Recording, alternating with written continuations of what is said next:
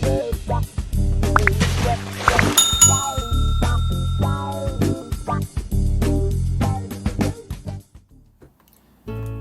mga kamamshit, mga katekram. Good afternoon po sa inyong lahat. Nandito na naman ako magbibigay ng konting reaksyon sa nalalapit na pagtitipon at pagdiriwang ng birthday ng Kuya Luis. Ayan, isang tulog na lang, no? Isang tulog na lang, masisilayan na natin ang pa-event ni Ninang Precious, no? At alam ko naman na bongga ito dahil nakita ko na kung paano pa-event si Ninang Precious at hindi po yung ambag-ambag na lulutuin niya to, lulutuin niya yon, lulutuin niya yung ganito. Wala pong ganyan. Kasi ang pagkakaalam ko po is nagpa-cater ang Ninang Precious. Happy birthday, Kuya Luis! Ayan, no? Nawa maging masaya ka sa iyong karawan. At tatalakayin din natin yung sinasabi nilang handang-handa na ba ang mga wakwak na susugod bukas? Abangan ang susunod na kabanata. Yan po lagi ang bukang bibig ni Callboy, no? At alam naman natin ang mga plano na may masamang balak ay hindi natutupad, no? At ang pinaka-the best niyan, mga kamamshi, mga katekram, samahan nyo na lang ako. Ipag-pray natin na maging payapa ang birthday ni Kuya Luis, no? Isang malaking celebration ang gaganapin bukas. At syempre, alam nyo naman, no? Ang mga yan is ang mga anti-tekram ay parang mga gremlins. Pag nababasa ng ulan, kumakalat. At nakakatawa lang dahil ang mga dumadagdag ng mga wakwak, katulad lang din nila, no? Katulad din lang nila na mga, katulad nito ni Ursula na napakayabang, no? Wala namang ibubuga, yabang ng yabang, puro yabang lang, no?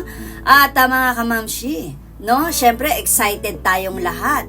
Excited na makita ang kaganapan bukas, no? Kaya abangan natin po, mga kamamshi, mga katekram, ang magaganap bukas. At nagpapasalamat ako kay Ninang Precious, no? Na sinuportahan, no? Ng buong buo ang pa-birthday kay Kuya Luis, no? At nakita ko na yan noon yung may 7 lechon, no? Ngayon naman siguro is tamang-tama lang. Hindi ko sigurado kung 4 or 5. Basta may lechon. Basta may lechon, no? Mga kamamshi, ito yung isa sa mga event na mula noon hanggang ngayon inaabangan. Ang birthday ni Gador, ang birthday ni Kuya Luis, no? At ngayon naman is nakapokus tayo dito kay Kuya Luis, no? Alam naman natin na sa sitwasyon ngayon, medyo mahirap ang pinagdadaanan ng ating Kuya Luis, no? Dahil nagkakaroon siya ng problema sa school, no? At minsan, isa yung mga ganyang bagay na napagdadaanan ng mga kabataan, yung mga problema sa school, no? Hindi natin maaalis yan. Ang pinaka-the best lang, no? Ay talagang lumayo na lang si Kuya Luis sa gulo. At alam naman natin na si Kuya Luis ay tahimik na bata at hindi yan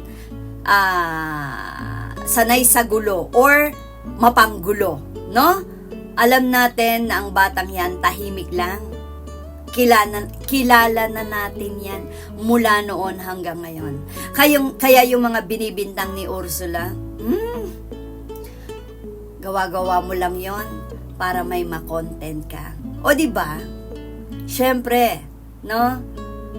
Issue kay Kuya Luis. Kaya pag-uusapan mo. Diba? Diba? Kaya mga kamamshi, mga katekram, dalawa yung aabangan natin. Ha? ang pagsugod ng mga wakwak, kung totoo nga, no? At, pero, sa palagay ko naman, siguro, kutob ko lang ha, na hindi naman sila gagawa ng ganun kasi takot din naman yung mga yan. Takot din naman na mapunta o maapak ang paa ni Kuya Dave sa mansyon. No? Gustong-gusto nilang kuhain ang pera ni Kuya Dave. Gustong-gusto nilang kuhain ang lahat ng mga gamit nor anything na bagay kay Gador.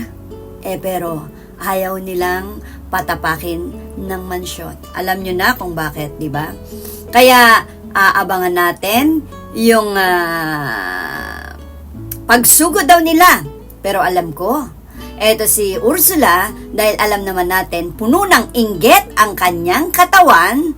Ayan, tinapatan ang birthday ni Luisito. Tignan lang natin. Alam naman natin, mga kamamshi, lagi silang nauunahan ng yabang.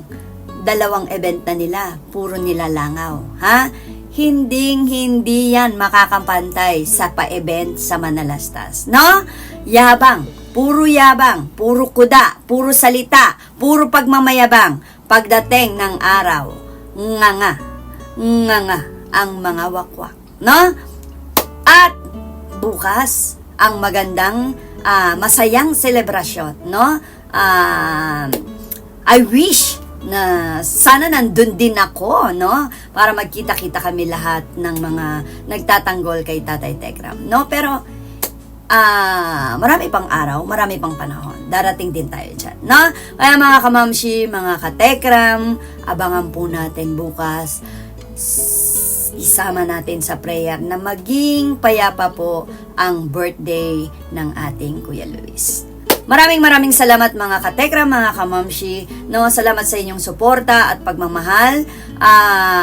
Patuloy lamang na wag tayong magsasawa sa panonood ng mga video ni Tatay Tekram dahil isa yon sa mga paraan ng pagtulong natin sa mga nangangailangan na ating mga kababayan. Maraming salamat mga kamamshi. Tandaan po natin kay Tatay Tekram, walang bibitiw, walang iwanan. Kay Tatay Tekram, may forever tayo. Maraming salamat and God bless you all. Sayonara!